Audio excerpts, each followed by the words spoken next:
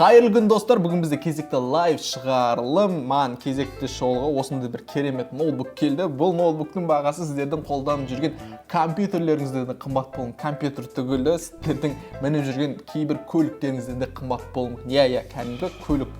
Орысша айтқанда машиналарыңыздан да қымбат болуы мүмкін.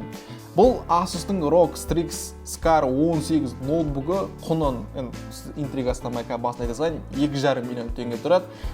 Енді бүгінгі шоудың форматы қандай сіздерге бірден айта салайын. Бұл лайв формат, яғни айтқан кезде бұл ноутбукты қолданған кезде мен не білдім, қандай артықшылығы бар, қандай кемшіліктері бар, сол айтатын. Яғни бұл видео жарнама видео емес. Тек қана шынайы қолданыста не көрдім, соны айтатын боламын.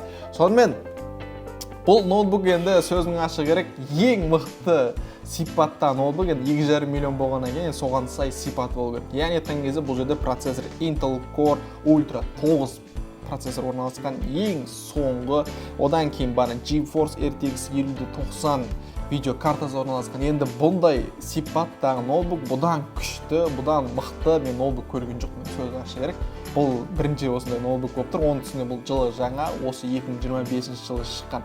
Яғни айтқан кезде дәл осындай сипатта болғаннан кейін бұған ештеңке кез келген нәрсені көтереді, оны мойындау керек. Мен не қостым, ойын қосам ба, монтаж ба, барлық бағдарламаларды барлық көтеріп жатыр. Одан қалай берсе жедел жадысы 64 гигабайт, одан кейін 2 терабайттық SSD бар. Бұл одан кейін мынандай қызықты қараңыздар. Бұл жай ғой, артын қараңыздаршы. Байқаңыздар, бана видео басталған кезде байқаған жастар, артындағы мынандай дисплей. Сондай бір көз тартатын не бар. Одан кейін RGB, RGB жақты бәріміз бөлеміз. Тек қана пернетақтада көріп үйреніп қалғанбыз. Ал бұл ноутбукта RGB-ді астына да қойған ғой. Керемет па? Бұдан артық не керек сіздерге? Ойлаңыздаршы. Одан қалай берсе тағы бір ноутбуктың бір қызығы бар.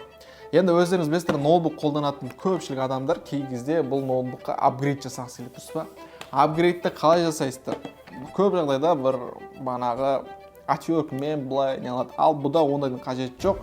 Соны ойлаған адамдар үшін мынандай бір тартпаны былай тартасыздар да, одан кейін өз-өзі тартып, артындағы қақпаған былай аша салсаңыздар болады. Мына көрдіңіздер ма? Ашып, осы жерге бағанағы жедел жады қосамын дейсіз ба, қосымша тағы не қосамын дейсіз, соның бәрін осы жерге тағы қосымша қоса берсеңіздер болады. Мінекей осы. Ал егер ноутбукқа ремонт керек болатын болса, мынені қарасаңыздар 4 болт бар, соны шешесіздер де ары қарай тағы жасайтын ремонт жасай берсеңіздер. Яғни айтқан кезде бағанағы апгрейд жасайын дейтін, қолданыс жасайын деген адамдар үшін барлық жағдайды жасаған десек болады ғой. Енді мынаны қалай орнына қоямыз дейтін болсаңыздар, жай ғана осылай үстіне қоясыздар, ол міне жабылып көрсін ғой, шыққан. Тағы ноутбукқа тағы не керек? Бұл әрине порттар. Бұл жерде ноутбук болғанымен мына жерде керек барлық порттар жоқ істейсіздер. Яғни HDMI да бар, Thunderbolt та бар, тағы құлаққа тығатын не бар. Бұл барлық керек тесіктің бәрі бар. Мінекей осы артықшылықтары бар. Тағы не байқадым бұл жерде бағанағы? Миларыңызды тағы бір қиын нәрселерді айтып, миларыңызды ауыртпай қойын. Кәдімгі лайв форматта бірдеңе лайв форматта айтайын. Тағы енді кемшіліктерін айтайын бұл ноутбук. Қандай кемшілік байқадым? Бірінші кезекте енді осындай сипат бана Intel Core 9 процессор, Ultra 9 процессор, GeForce RTX 5090 деген сияқты, сол сияқты бүкіл топтың бәрін қоса бергеннен кейін астына жарық, енді үлкен болғаннан кейін бір жағынан бұның салмағы да ауыр. Кәдімгідей салмағы ауыр. Көріп тұрсыздар, ноутбуктың көлемі менің бетімнен қайда үлкен, мен денемнен бірдей десек те болады көлемімен. Сондықтан да бір жағынан оны да ескерген дұрыс. Яғни айтқанда салмағы өте ауыр. Салмағы бұл ауыр және бұмен қоса бағанағы зарядтайтын қуаттағышы да бұныңкі де ауыр. Мінекей осы ноутбуктың бір минусы не дейтін болсаңыздар, осыны айтарым, салмағы. Қалғанның бәрі керемет, барлығы топ десек болады. Яғни айтқан кезде бұл ноутбукты өзіңмен алып жүріп, кафе ресторанында отырамын деген ойдан аулақ болыңыздар. Бұл мен тек қана үйде немесе жұмыс орнында зор десек болады. Кез келген программа, кез келген ойын, барлығын ойланып кетеді. Мінекей осы ноутбук жайлы ойым. Қалай енді 2,5 миллион теңгеге лайық па, лайық емес па, комментарияға жазыңыздар.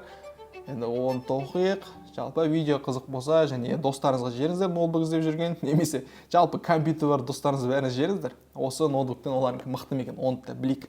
Сонымен достар, осы қалай өз ойларыңызды комменттер бөлісуді ұмытпаңыз. Және бізге тіркеліп алыңыз, себебі біз осы сияқты қазақша жалғыз ғана арнамыз, технолог жүргізіп жатқан. Сондықтан қолдауларыңыз бізге өте маңызды.